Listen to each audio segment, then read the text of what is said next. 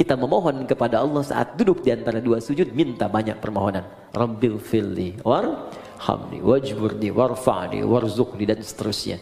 Minta kasih sayang, minta perlindungan, minta rizki, minta rahmat, minta kesehatan, dan seterusnya. Karena Allah yang punya. Pertanyaannya, kenapa banyak orang meminta dalam sholat kemudian belum ada yang terkabul, atau satu dari sekian banyak belum dicapai? Boleh jadi ada yang belum maksimal dalam sholatnya, atau ada dari bacaan dan gerakan sholat itu yang belum dipahami dengan baik, sehingga maknanya tidak teresap ke dalam jiwa. 3 terakhir, kita akan bahas tahiyat. Ya, jadi cara tahiyat, baik tahiyat pertama ataupun terakhir, plus bacaannya. Kemudian yang kedua adalah doa khusus sebelum salam, karena ini menjadi bagian terakhir dari 4 keadaan yang doanya seketika akan dikabulkan oleh Allah kalau benar caranya. Ada saat berdiri, kedua saat rukuk, ketiga saat sujud, dan keempat sesaat sebelum salam. Untuk yang ini saya akan berikan perhatian lebih karena jarang banyak orang fokus di sini, saking ingin cepatnya selesai sholat. Jadi baru tahiyat udah pengen salam gitu kan. Makanya Allah taruh tuh di bagian terakhir sebelum salam, ada peluang saat kita membacakan doa itu seketika kalau benar doanya bisa dikabulkan. Kalau dalam posisi itu Anda diminta dan dimohon untuk memberikan sesuatu atau meminta sesuatu, kira-kira apa yang harus kita mintakan? Kan dulu ada tayangan di TV dalam 1 jam harus menghabiskan uang sekian, bingung kan mau beli apa aja. Sekarang dalam sekian menit, sekian detik Anda harus meminta, dan kalau diberikan itu akan dikabulkan. Kalau Anda minta kan berpeluang dikabulkan. Anda mau minta apa? Nanti akan diajarkan oleh Nabi beberapa kalimat yang kalau Anda bacakan itu akan diberikan semua yang terbaik dunia, alam kubur, dan akhirat. 3 dimensi kehidupan. Karena nanti ada yang cuma minta dunia saja. Quran surah kedua ayat 200, wa minan nasi may yaqulu rabbana atina fid dunya. Terus bukan jangan heran, itu yang ayat 201. Wa minan nasi may yaqulu rabbana atina fid dunya wa ma lahu fil akhirati min khalaq. Ada dari sekian manusia yang orientasi hidupnya cuma minta dunia saja. Yang penting dunia sukses. Dia nggak berpikir akhirat. Akhirat gimana nantilah. Alam kubur nanti aja. Pokoknya dunia saya pengen raih dulu nih. Dia yang paling hebat, popularitas harus paling tinggi, kedudukan paling hebat, harta paling banyak. Itu aja. Gak ada yang lain. Tapi ada yang hebat di ayat 201-nya. Wa minhum may yaqulu rabbana atina fid dunya hasanah wa fil akhirati hasanah wa qina adzabannar. Dia merasa saya akan pulang. Saya akan wafat. Saya nggak akan selamanya di dunia. Dan saya sudah diperlihatkan orang-orang yang wafat di hadapan saya. Bahkan saya yang memandikan, saya yang menyolatkan, saya yang mentalkinkan. Dan saya yakin besok lusa saya yang wafat. Dan saya punya keyakinan besok ada kehidupan setelah saya wafat. Karena itu saya siapkan amalan-amalan yang hasilnya saya akan nikmati kemudian hari. Maka orang ini punya visi untuk akhiratnya, bukan hanya sekedar untuk dunianya. Maka dia siapkan, saya pengen dunia nikmat dan akhirat nikmat. Ini rumus dalam Al-Quran. Ketika Anda mengejar akhirat, maka dunia akan ikut di belakangnya. Gak akan rugi. Karena akhirat itu, dunia pasti nempel. Tapi kalau Anda ikut dunia, akhirat belum tentu mengikutinya. Contoh begini, zakat itu kan akhirat kan? Zakat akhirat ya, bukan dunia. Awas. Tapi bagaimana Anda bisa berzakat kalau nggak ada dunianya? Anda mau zakat 25 juta. Zakat itu kan 2,5%. Berarti Anda harus punya berapa? 1 miliar kan? 1 miliar untuk berzakat 25 juta. Karena itu orang-orang dulu mengejar kekayaan itu bukan untuk nyari dunia, tapi supaya bisa zakat. Abdurrahman bin Auf mengejar kekayaan sampai paling kaya nomor 1, kapaknya terbuat dari emas. Apa motivasinya? Supaya saya bisa zakat, supaya saya sedekah, supaya saya infak. Ya. Jadi motivasinya ke situ. Begitu dikejar untuk zakat, infak, sedekah, dunia ikut. Coba, yang dapat 1 miliar padahal yang keluar cuma 25 juta. 975 jutanya silahkan nikmati dunia Anda. Tuh.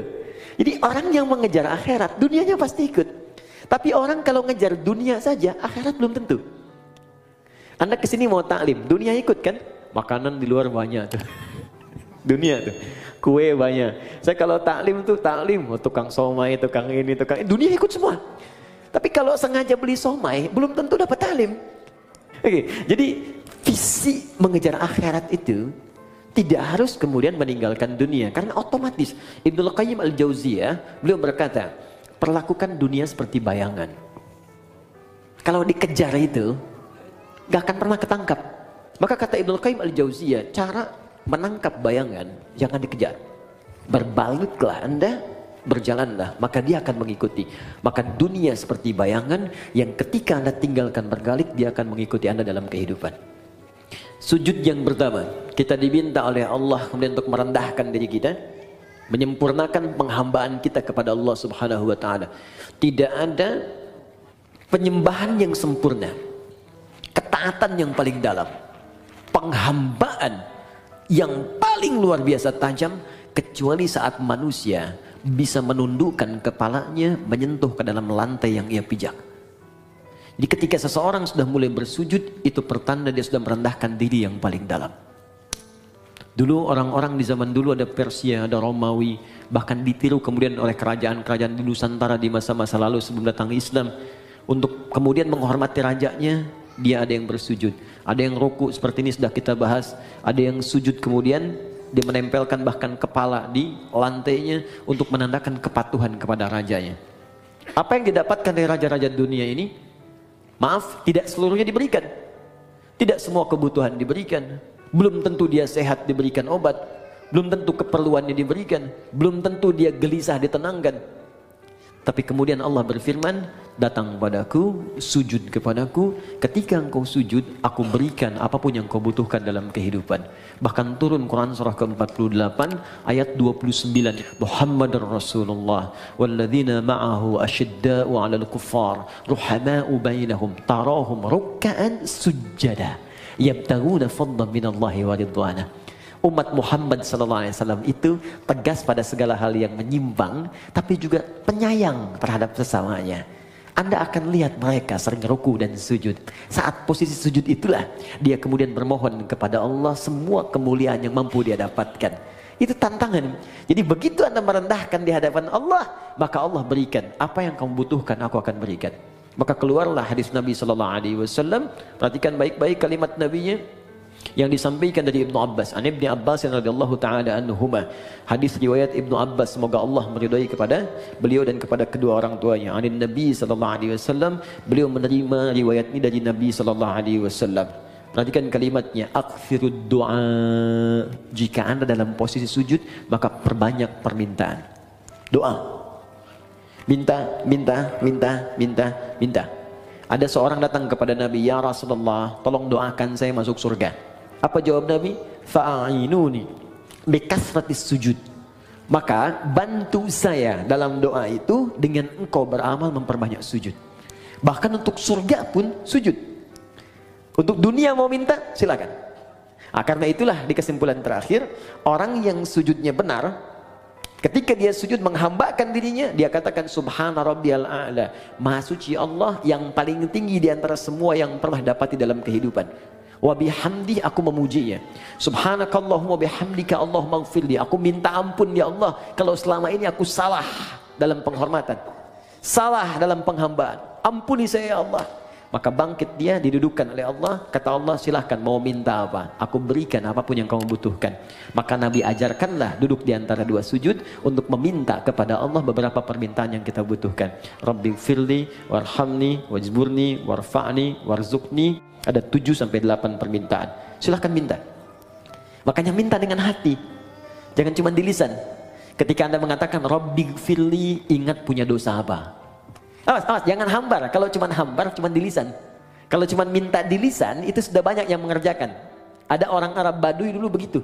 Dan dikoreksi oleh Al-Quran. Buka Quran surah ke-49, ayat ke-14. Oke, Quran surah ke-49, Al-Hujurat, ayat ke-14. Jadi ada orang yang sering berucap di lisannya, tapi tidak diikuti dengan hatinya. Jadi nggak ada kekhusyuan, nggak ada kenikmatan dalam jiwanya, nggak meresap permintaannya.